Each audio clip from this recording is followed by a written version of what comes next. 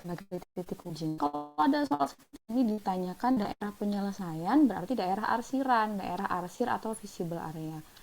Ya, yang mana kita lihat tandanya, ya. Tandanya ini adalah lebih dari atau sama dengan, berarti ini soal minimisasi. Nah, kalau gampangnya minimisasi itu area arsirnya pasti di luar. Kalau maksimisasi area arsirnya ada di dalam, gitu ya. Kita menggunakan, nah berarti jawabannya ini adalah mendekati titik pusat, biasanya di bawah, bukan menjauhi titik pusat, berarti ini jawabannya, ya. Selanjutnya nomor 9, sebuah perusahaan ingin meminimalkan biaya produksi harian.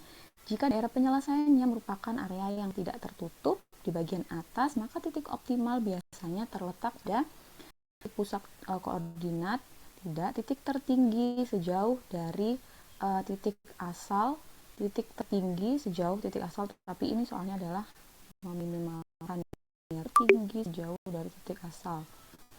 Di bagian tengah dalam area penyelesaian mungkin, ya, titik pojok terendah di perbatasan daerah penyelesaian. Titik pojok soalnya kayak gini ya. Nah, kalau soalnya minimisasi berarti di area arsirnya ada di sini.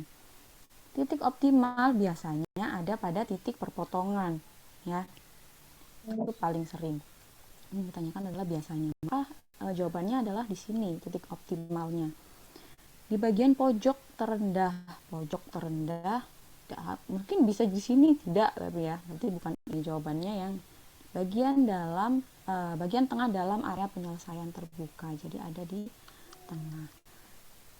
Soal yang terakhir, manakah dari langkah berikut yang bukan merupakan bagian dari metode penyelesaian masalah program linear dua variabel secara grafik?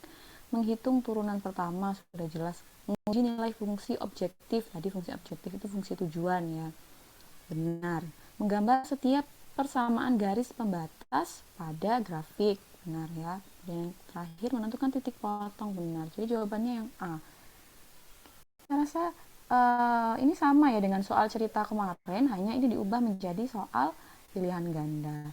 Jadi harapan saya mau diubah menjadi pilihan ganda maupun soal cerita semuanya itu sudah paham, ya. Jadi ketika diubah maka kalian sudah tahu, oh seperti ini yang dimaksud soalnya. Itu maksud saya. Jadi kemarin saya buat soal, kemudian saya kasih kuis, saya ingin tahu seberapa jauh pemahaman kalian, ya.